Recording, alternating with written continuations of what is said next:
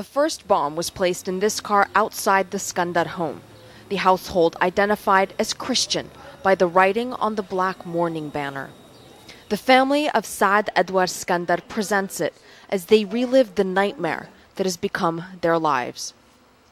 Saad was killed in the October 31st siege along with more than 50 other congregants. His mother was with him. She spent 4 hours lying in a pool of blood, surrounded by the dead.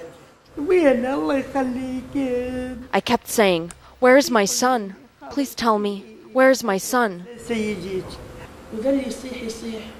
He was shot in the leg and was crying out, and they shot him in the back, Salma, his sister, tells us. And now a week, 10 days later, this? Theirs is one of many Christian homes that were attacked across Baghdad in just one day. They left 2 bombs. The first car bomb blew and I took my family and we fled to the roof, her husband Karim Thomas adds.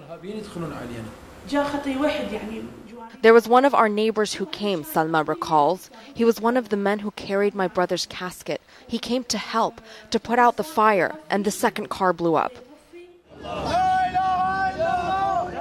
Their neighbor, a Muslim, was killed in that second explosion. Now his body carried in a casket. His father is shaking with anger at the government.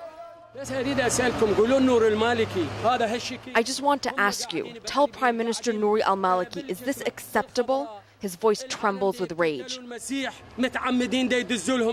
While the politicians are sitting in the green zone, people are getting killed, Christians blown up, Muslims too, and the political parties are fighting, and we are the victims. What is our crime?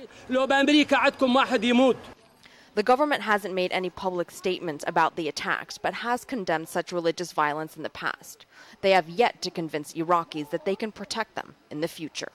There are a number of Christians whose homes were just targeted who are now here seeking sanctuary at this undisclosed location. Many of them don't want to appear on camera. They are that afraid. They fled with just the clothing on their backs. The organizers here were fully anticipating that Christian families would be looking for a safe place to stay, and so they took some precautions. They brought mattresses, pillows, and extra food. No one knows how long they're going to have to stay here. According to the Christian community, more than half of their members have already fled Iraq. Most are too afraid to talk about their experience. The Skandar household, the only ones who would talk on camera. The boys' feet still covered in soot as they fled their burning home. I don't understand what is happening. Where is the government? Where are the people? Where is the international community? Salma asks. Why is this happening in Iraq? I just want to know.